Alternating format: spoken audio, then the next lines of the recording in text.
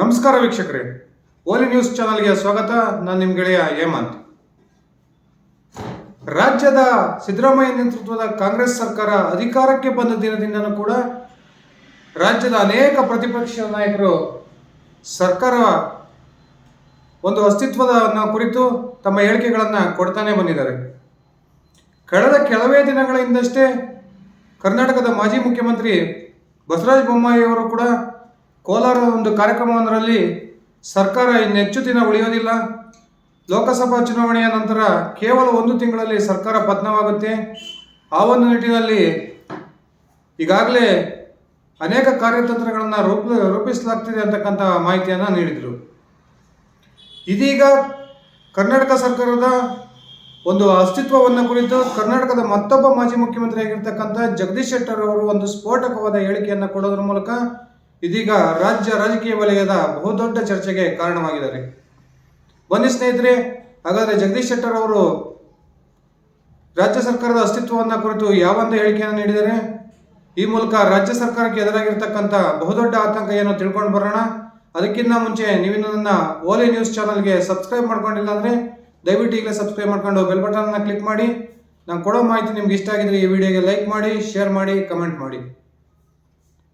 ಕಳೆದ ವಿಧಾನಸಭಾ ಚುನಾವಣೆಯ ವೇಳೆಗೆ ಬಿಜೆಪಿಯಿಂದ ಮುನಿಸಿಕೊಂಡು ಕಾಂಗ್ರೆಸ್ ಸೇರ್ಪಡೆಯಾಗಿದ್ದಂತಹ ಜಗದೀಶ್ ಶೆಟ್ಟರ್ ಇದೀಗ BY ವಿಜಯೇಂದ್ರ ಅವರ ರಾಜ್ಯಾಧ್ಯಕ್ಷರಾದ ನಂತರ ಮಾನ್ಯ ಮಾಜಿ ಮುಖ್ಯಮಂತ್ರಿಗಳಾಗಿರ್ತಕ್ಕಂಥ BS ಯಡಿಯೂರಪ್ಪ ಹಾಗೂ ವಿಜಯೇಂದ್ರ ಅವರ ಸತತ ಪ್ರಯತ್ನದ ಫಲವಾಗಿ ಮತ್ತೊಮ್ಮೆ ಬಿಜೆಪಿಗೆ ಗರ್ವಾಪಸೆಯಾಗಿದ್ದನ್ನು ನಾವೆಲ್ಲ ನೋಡಿದ್ದೀವಿ. ಜಗದೀಶ್ ಶೆಟ್ಟರ್ ಬಿಜೆಪಿ ಮರು ಸೇರ್ಪಡೆಯ ನಂತರ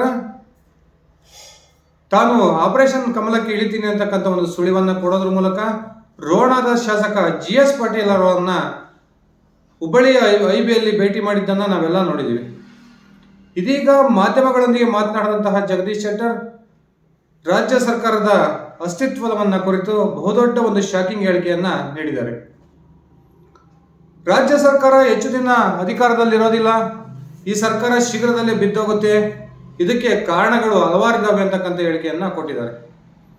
ಈಗಾಗಲೇ ಸರ್ಕಾರದಲ್ಲಿರ್ತಕ್ಕಂಥ ಕಾಂಗ್ರೆಸ್ ಪಕ್ಷದ ಅನೇಕ ಒಂದು ಬಣ ರಾಜಕಾರಣ, ಅನುದಾನದ ಕೊರತೆಯಿಂದಾಗಿ ಕಾಂಗ್ರೆಸ್ನ ಶಾಸಕರಲ್ಲಿರ್ತಕ್ಕಂಥ ಬಹುದೊಡ್ಡ ಅಸಮಾಧಾನ, ಕಾಂಗ್ರೆಸ್ನ ಪ್ರಮುಖ ನಾಯಕರು, ಪ್ರಭಾವಿ ಸಚಿವರು, ಅದರಲ್ಲೂ ಕೂಡ ಸಿದ್ದರಾಮಯ್ಯ ಬಣದ ಸಚಿವರ ಒಂದು ಉಪಮುಖ್ಯಮಂತ್ರಿ ಸ್ಥಾನದ ಬೇಡಿಕೆ ಹಾಗೂ ಮೊನ್ನೆ ತಾನೇ ನಡೆದಂತಹ ನಿಗಮ ಮಂಡಳಿ ನೇಮಕಾತಿಯಲ್ಲಿ ಅನೇಕ ಶಾಸಕರಿಗಾಗಿರ್ತಕ್ಕಂಥ ನಿರಾಸೆ, ಇವೆಲ್ಲ ಕಾರಣಕ್ಕೆ ಕಾಂಗ್ರೆಸ್ ಸರ್ಕಾರ ಇನ್ನೆಚ್ಚು ದಿನ ಉಳಿಯೋದಿಲ್ಲ. ಕಾಂಗ್ರೆಸ್ನಲ್ಲಿ ತೀವ್ರವಾದ ಅಸಮಾಧಾನ ಉಂಟಾಗಿದೆ. ಈ ಒಂದು ಅಸಮಾಧಾನ ಯಾವ ಒಂದು ಕ್ಷಣದಲ್ಲಿ ಬೇಕಾದರೂ ಬ್ಲಾಸ್ಟ್ ಆಗ್ಬೋದು ಅಂತಕ್ಕಂಥ ಮಾಹಿತಿಯನ್ನು ಕೊಡೋದ್ರ ಮೂಲಕ ಕಾಂಗ್ರೆಸ್ ಸರ್ಕಾರದ ಅಸ್ತಿತ್ವ ಇನ್ನೆಚ್ಚು ದಿನ ಉಳಿಯೋದಿಲ್ಲ ಅಂತಕ್ಕಂಥ ಮಾತನ್ನು ಸೂಕ್ಷ್ಮವಾಗಿ ಹೇಳಿದ್ದಾರೆ.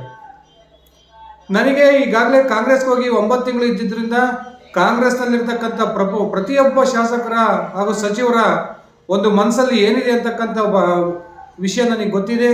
ಆ ಕಾರಣಕ್ಕೆ ನಾನು ಅತ್ಯಂತ ಸ್ಪಷ್ಟವಾಗಿ ನಿಮ್ಮ ಮುಂದೆ ನಾನು ಹೇಳ್ತಾ ಇದ್ದೀನಿ, ಖಂಡಿತವಾಗಲೂ ರಾಜ್ಯ ಸರ್ಕಾರ ಹೆಚ್ಚು ದಿನ ಉಳಿಯೋದಿಲ್ಲ.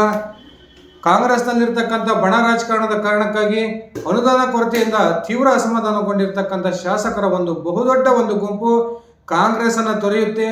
ಆ ಮೂಲಕ ಯಾವ ಕ್ಷಣದಲ್ಲಿ ಬೇಕಾದರೂ ಕಾಂಗ್ರೆಸ್ ಸರ್ಕಾರ ಅಸ್ತಿತ್ವಕ್ಕೆ ಧಕ್ಕೆ ಬರ್ಬೋದು ಅಂತಕ್ಕಂಥ ಒಂದು ಸ್ಪಷ್ಟ ಮಾಹಿತಿಯನ್ನು ಜಗದೀಶ್ ಶೆಟ್ಟರ್ ಅವರು ನೀಡೋದ್ರ ಮೂಲಕ ಕಾಂಗ್ರೆಸ್ ಪಕ್ಷಕ್ಕೆ ಬಹುದೊಡ್ಡ ಒಂದು ಆತಂಕವನ್ನು ತಂದೊಡ್ಡಿದ್ದಾರೆ.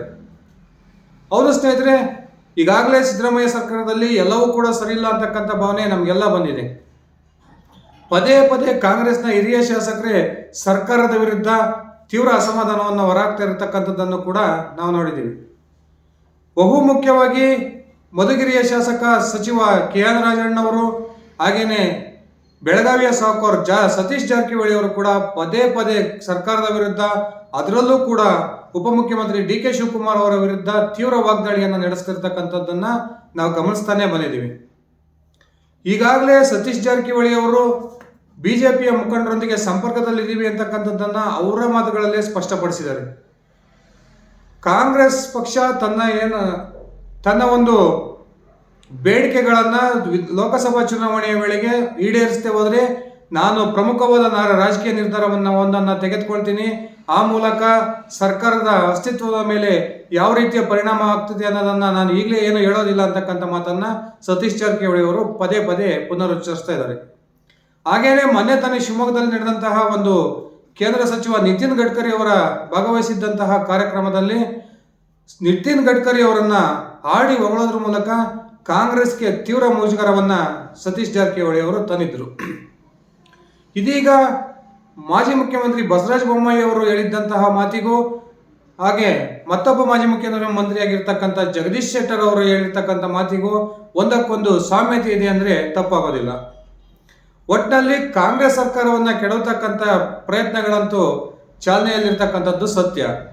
ಬಿಜೆಪಿಯ ನಾಯಕರು ಕೂಡ ಕಾಂಗ್ರೆಸ್ನ ಬಹುದೊಡ್ಡ ಒಂದು ಗುಂಪನ್ನ ಬಿಜೆಪಿಗೆ ಸೇರ್ಪಡೆ ಮಾಡ್ಕೊಳ್ಬೇಕು ಅಂತಕ್ಕಂಥ ಪ್ರಯತ್ನದಲ್ಲಿರೋದು ಕೂಡ ಸತ್ಯ.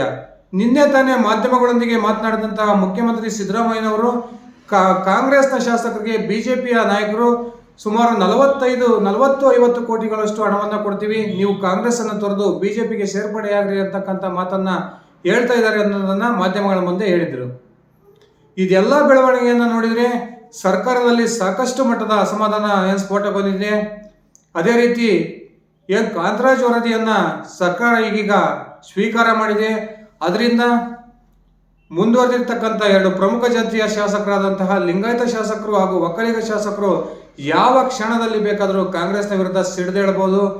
ಈ ಒಂದು ಬಹುದೊಡ್ಡ ಸಂಖ್ಯೆಯಲ್ಲಿರ್ತಕ್ಕಂಥ ಈ 2 ಸಮುದಾಯಕ್ಕೆ ಸೇರಿದ ನಾಯಕರು ಒಂದು ವೇಳೆ ಶಾಸಕರು ಸಿಡಿದೆದ್ದು ಕಾಂಗ್ರೆಸ್ನ ವಿರುದ್ಧ ನಿರ್ಧಾರವನ್ನು ತೆಗೆದುಕೊಂಡಿದ್ದೆ ಆದರೆ ಕಾಂಗ್ರೆಸ್ ಸರ್ಕಾರದ ಅಸ್ತಿತ್ವಕ್ಕೆ ಖಂಡಿತವಾಗ್ಲೂ ಧಕ್ಕೆ ಬಂದೇ ಬರುತ್ತೆ.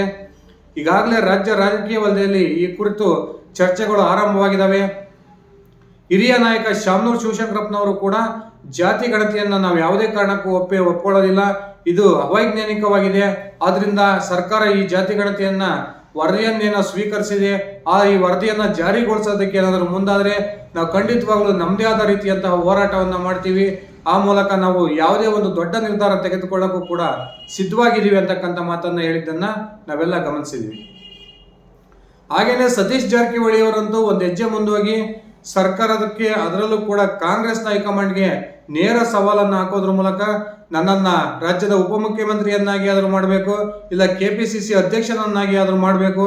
ಒಂದು ವೇಳೆ ನಾನು ಕೇಳಿರ್ತಕ್ಕಂಥ ಈ 2 ಬೇಡಿಕೆಗಳಲ್ಲಿ ಒಂದು ಯಾವುದಾದ್ರೂ ಒಂದು ಬೇಡಿಕೆಯನ್ನ ಈಡೇರಿಸದೆ ಹೋದ್ರೆ ನಾನು ಬಹುದೊಡ್ಡ ರಾಜಕೀಯ ನಿರ್ಧಾರವನ್ನ ತೆಗೆದುಕೊಳ್ತೀನಿ ಅಂತಕ್ಕಂಥ ಸ್ಪಷ್ಟ ಮಾಹಿತಿಯನ್ನ ಕಾಂಗ್ರೆಸ್ನ ಹೈಕಮಾಂಡ್ಗೆ ಈಗಾಗಲೇ ರವಾನಿಸಿದ್ದಾರೆ.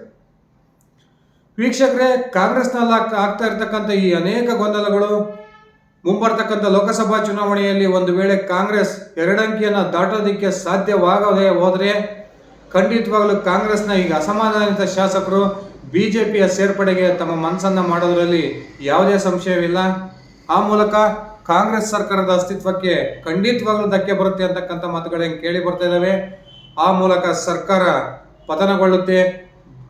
ರಾಜ್ಯದಲ್ಲಿ ಬಿಜೆಪಿ JDS ನೇತೃತ್ವದ ಸರ್ಕಾರವೋ ಅಥವಾ ಮರು ಚುನಾವಣೆಯೋ ಅಂತಕ್ಕಂಥದ್ದನ್ನ ನಾವೀಗ ಚಿಂತನೆ ಮಾಡಬೇಕಾಗಿದೆ. ಇದಿಷ್ಟಾಗಿತ್ತು ಸ್ನೇಹಿತರೆ ನನ್ನ ಇವತ್ತಿನ ವಿಡಿಯೋ. ನಾನು ಕೊಟ್ಟಿರ್ತಕ್ಕಂಥ ಮಾಹಿತಿ ನಿಮ್ಗೆ ಇಷ್ಟ ಆಗಿದ್ರೆ ದಯವಿಟ್ಟು ಓಲಿ ಚಾನಲ್ ನ್ಯೂಸ್ ಚಾನಲ್ಗೆ ಈಗಲೇ ಸಬ್ಸ್ಕ್ರೈಬ್ ಮಾಡ್ಕೊಳ್ಳಿ, ಬೆಲ್ ಬಟನ್ ಅನ್ನು ಕ್ಲಿಕ್ ಮಾಡಿ. ನಾನು ಕೊಡೋ ಮಾಹಿತಿ ನಿಮ್ಗೆ ಇಷ್ಟ ಆಗಿದ್ರೆ ಈ ವಿಡಿಯೋಗೆ ಲೈಕ್ ಮಾಡಿ, ಶೇರ್ ಮಾಡಿ, ಕಮೆಂಟ್ ಮಾಡಿ. ಧನ್ಯವಾದಗಳು ಸ್ನೇಹಿತರೆ, ಶುಭ ದಿನ.